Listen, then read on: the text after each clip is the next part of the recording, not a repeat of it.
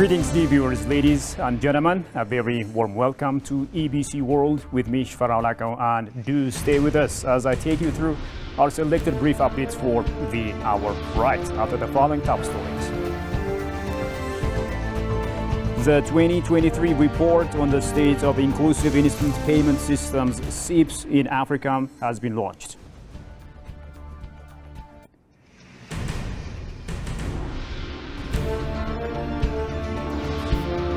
And South Africa's International Relations and Cooperation Minister calls for ceasefire in Gaza.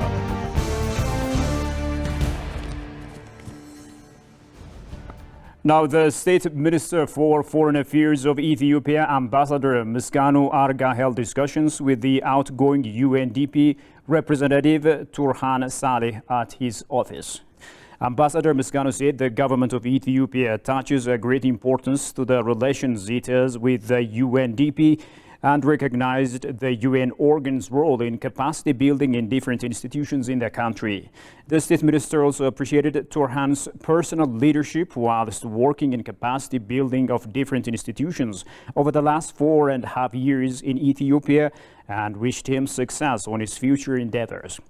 Turhan, on his part, said that it has been an honor to have served in Ethiopia and highlighted that the UNDP has been working closely with the National Electoral Board, the National Dialogue Commission, and the National Rehabilitation Commission in capacity building. The relations between the UNDP and the Ethiopian governments are relevant and reliable, he added.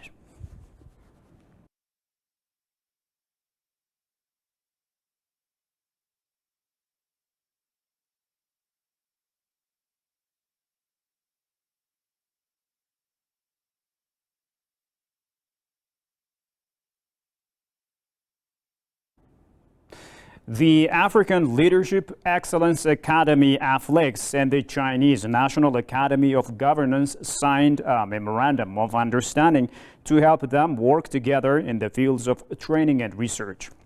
AFLEX President Zadig Abraha and the Vice President of China National Academy of Governance, Professor Gong Weibin, signed the agreement.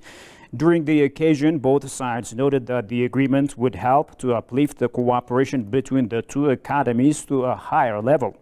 It was indicated that the agreement would play a crucial role to enhance the exchange of experts, academic researches, and other collaborations among the institutions.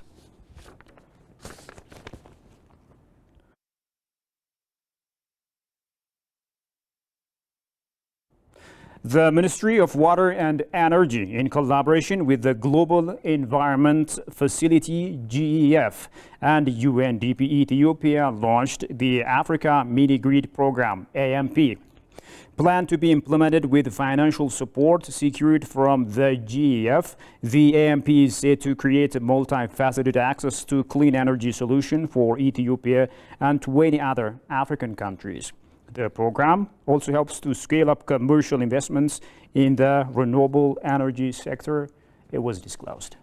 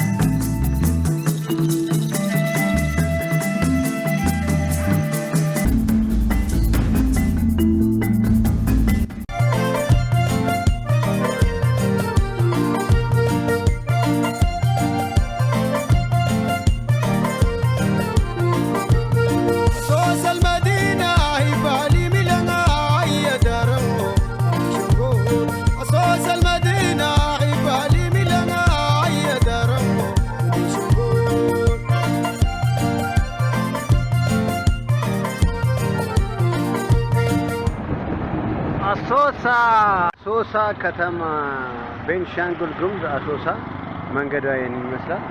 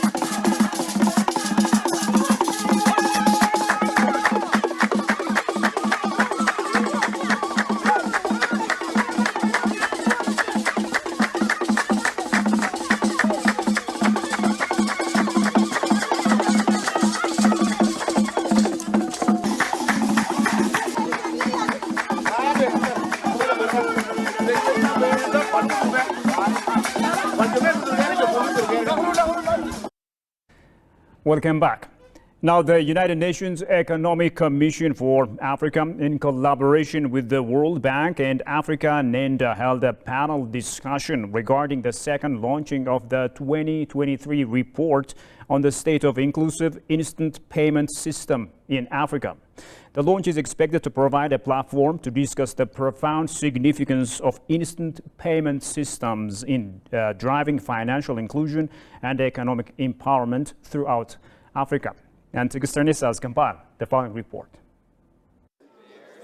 United Nations Economic Commission for Africa, in collaboration with World Bank and Africa NENDA, held a panel discussion regarding the second launching of the 2023 report on the state of inclusive instant payment system (CIPS) in Africa. The CIPS report, jointly produced by Africa NENDA, the UNECA, and the World Bank, is expected to shed light on the current landscape challenge and best practices across various payment schemes in Africa, based on surveys and in-depth interview with industry leaders and experts. Speaking on the occasion, State Minister of Ministry of Women and Social Affairs, Huria Ali, stressed that Ethiopian women face significant challenges, the same as many other nations across the globe. This very digital payment can solve financial inclusion problems throughout the continent. In Ethiopia, as in many African countries, women face significant barriers to financial inclusion.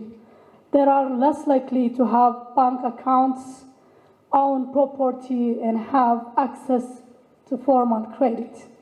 This makes it difficult for them to start and grow businesses, save for the future, and weather financial sector shocks.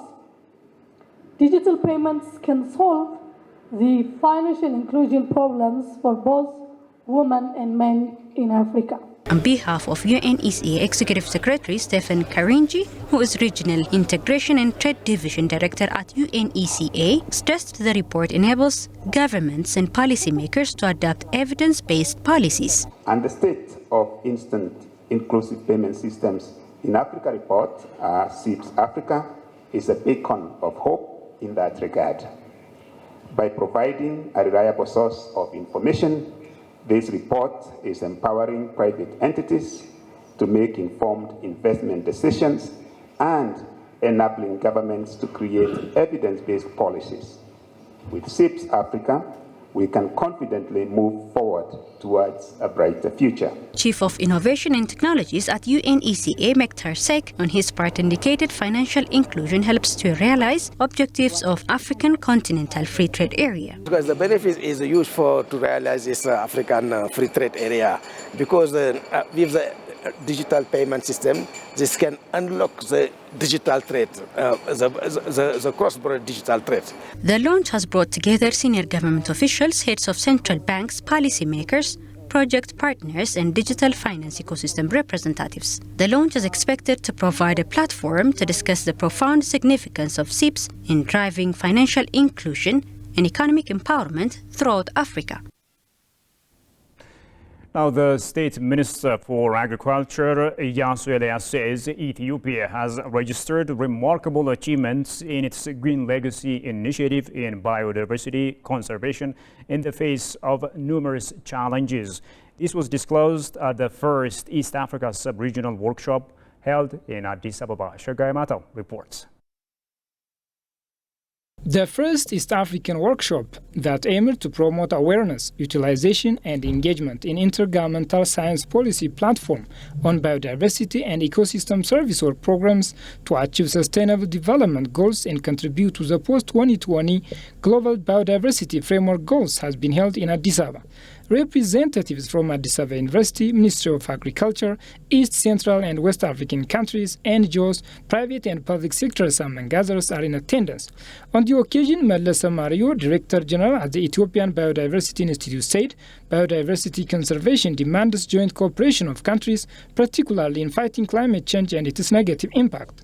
To attain the 2050 long-term vision of living in harmony with nature and ambitiously bring about change away from business as usual, the New Deal under the GBF historically set ambitious targets on a wide range of key issues.